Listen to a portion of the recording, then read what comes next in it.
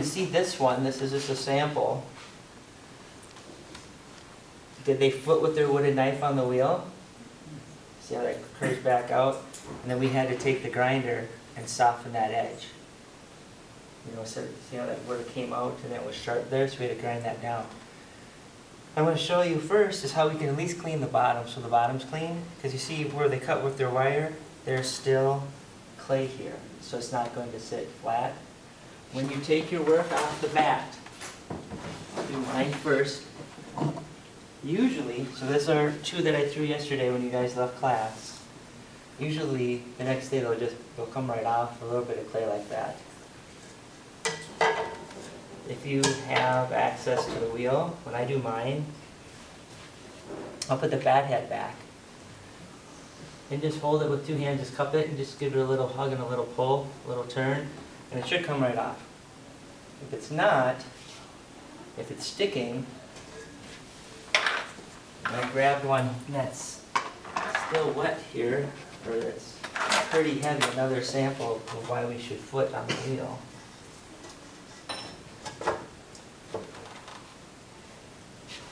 They cut theirs twice there, and then it'll come up. If it sticks, and it was sticking last hour, you would take your wire cutter, and you can just pull right back through, and the bat pins hold your wheel in place, and then you can cup and pull this off. So this would be where the wire went through, and they don't want that on the bottom, so we can trim and clean this up.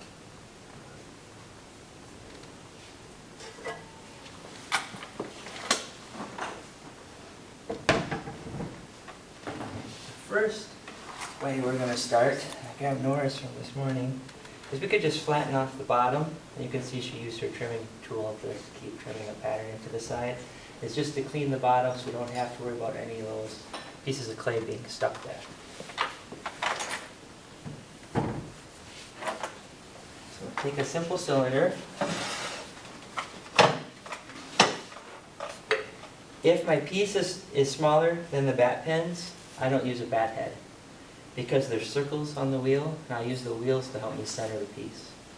Because what I need to do now is get my cylinder or your simple bowl, whatever it is that you might have, centered again on the wheel upside down so that we can work on it. And I can use those rings as a guide. Elbows in, hands touching just like when we center. If it doesn't touch my finger, I can just tap in that direction and center it up and get it as close as I can.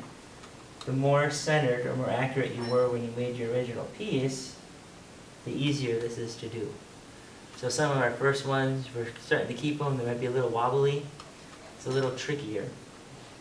You might want to make sure that you're centering the top edge here, and if you put it on the wheel, you're going to have a nice smooth edge to keep your finger on, and you should be pretty close. I usually check mine with either the knife or the potter's needle. I lean into my elbows, and I'll drop the needle down, or I'll drop the wooden knife down. This is going to give me a guideline, and you can see how thick or thin you are. You can see if you need to make any adjustments to where your piece is on the wheel.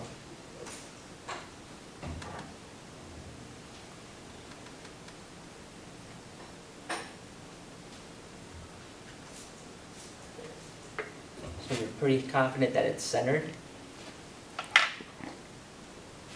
Get some clay from the barrel, so regular clay right from by the lockers there. You don't want it to be really wet. You don't get really wet clay here. If it's a little dry, that's better. If it's really wet, you can see Nora was working today, but see how that's stuck there? So then she's got to worry about cleaning that up, and you don't want to worry about bending the wall of your clay. So make your coils. I always use 4 pieces. You can do 3 or 4. Here's why I do 4. Because I can go directly opposite of each other. And I can put the coils against the cylinder or the bowl, and I'm pushing straight down into the bat head, or into the wheel head. I'm not pushing into the piece. But this way, as I'm pushing this one down, my piece doesn't slide and move that way. When I'm on the opposite side, line up my clay again, push straight down. So your clay will work and hold your piece in place. Offhand is still going to stay here. So if your first ones aren't very centered, there's tools that look like this. I like to start with the larger one and work on this edge so I don't have that sharp edge here. And I'm just going to work flat all the way across. So left hand stays in the center, right hand, start to soften that edge and clean up that edge of this corner. If yours was a little too dry, we can bring some water in with a damp sponge to soften. Depending on the moisture level, it should come off the wheel in ribbons. But I know it's not always ideal because you can only be in here this hour. So yours might dry a little more than you would hope. So that softens that edge, and then I can work from the middle out towards 3 o'clock if this was the base of the clock. This is the easiest way to clean up your base, especially on your new ones that aren't quite centered.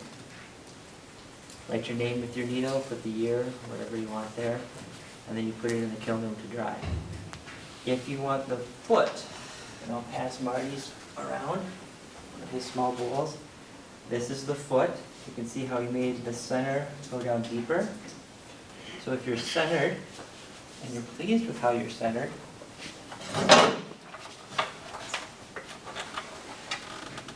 you take the square edge of this one, start in the middle, and you can work your way out, and you can decide how thick you want to leave that foot. Now the nice thing about this is now instead of it sitting on the entire bottom of your bowl or your cylinder, it's only going to sit on this ring.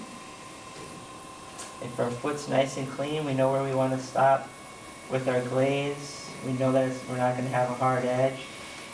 What do you think is the one thing I should be careful of as I'm doing this? That I don't go through. That's why if we followed our rule of 1/4 to 3/8 of an inch on the bottom, you should be okay. And usually starting out, your bottom's a little thicker because that's where a lot of your clay tends to hang out.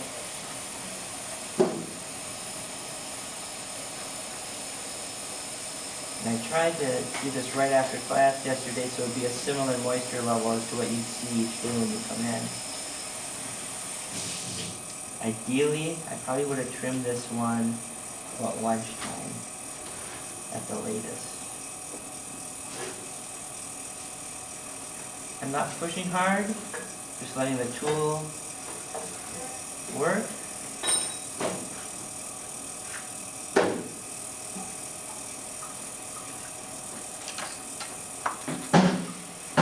Make sure your tool's parallel.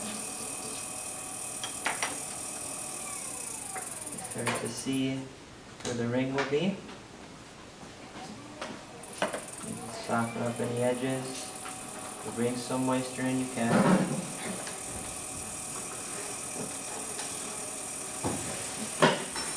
See the ribbon? That's what it should look like if you have a good moisture level.